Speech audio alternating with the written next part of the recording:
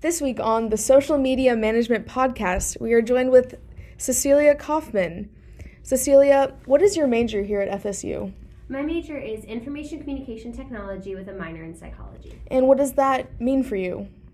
So I guess the easiest way to describe ICT to people is basically mixing IT, so hard coding, software development, any computer techie stuff, with communication. So public relations, advertising, social media, marketing, all just kind of jumbled into one big major. It's really cool. It's really fun. I get to learn a lot of different things in this major. Yeah, that sounds really fun. And aside from just taking classes, are you affiliated with any groups on campus? Yeah, so other than what I do with school, obviously, I am a member of Pi Beta Phi, which is technically a fraternity for women, but sorority is what's more commonly known. I've been a member for 3 years.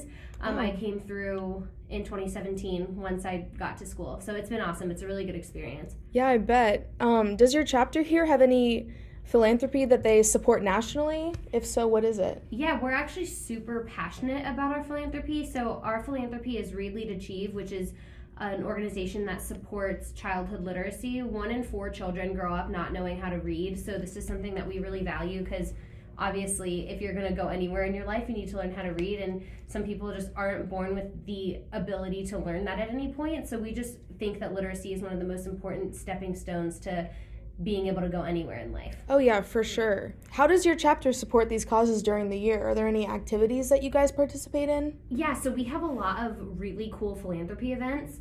Our biggest one that is most widely known on this campus is called All Fraternity Review, which is surprisingly kind of like a Magic Mike show, kind of. We have all of the different fraternities send their new pledges of the semester, come and they do dances and they raise money. Each team that participates needs to raise a certain amount of money, and then obviously we sell tickets as well. It's really fun. It gets people involved, and even though it does kind of stray a little bit away from the literacy part, we like to bring it around because all of the money goes to some of our local schools and Read, Lead, Achieve nationally.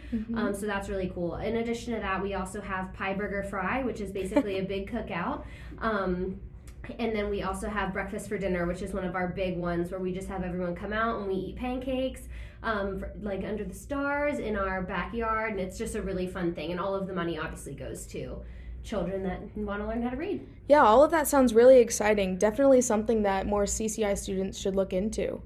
Are you aware of how much money your chapter typically raises during these? It varies a lot, but at National Convention this past year, they released a number that over the last, I believe it was a year, Pi Phi's across the nation raised like $15 million towards child literacy. So that was awesome. Really cool. Our individual chapter, we don't come out with a total until the end of the year. So right now I have no idea where we're at.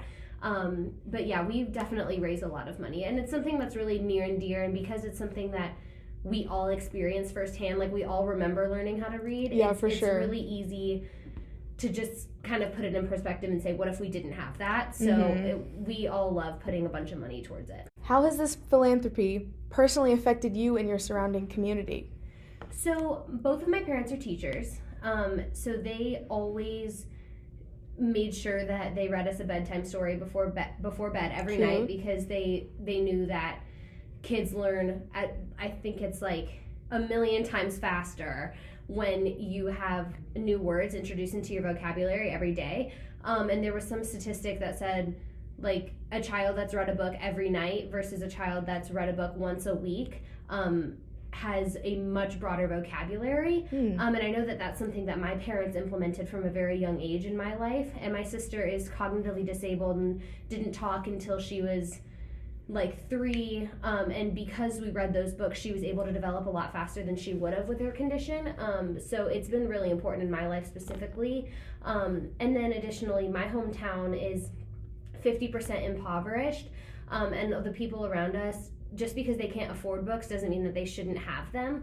And that's something that the elementary schools and middle schools make sure that they have. They are super willing to send books home with students to make sure that they're reading as well. So I see it all the time at home. Yeah, that's really awesome, and I bet it feels good to pull your part and give back to the community. Definitely. Yeah. Well, thank you so much for being here this week. Thank you for having me. Yeah, and I hope everything at FSU goes great for you. Thank you so much.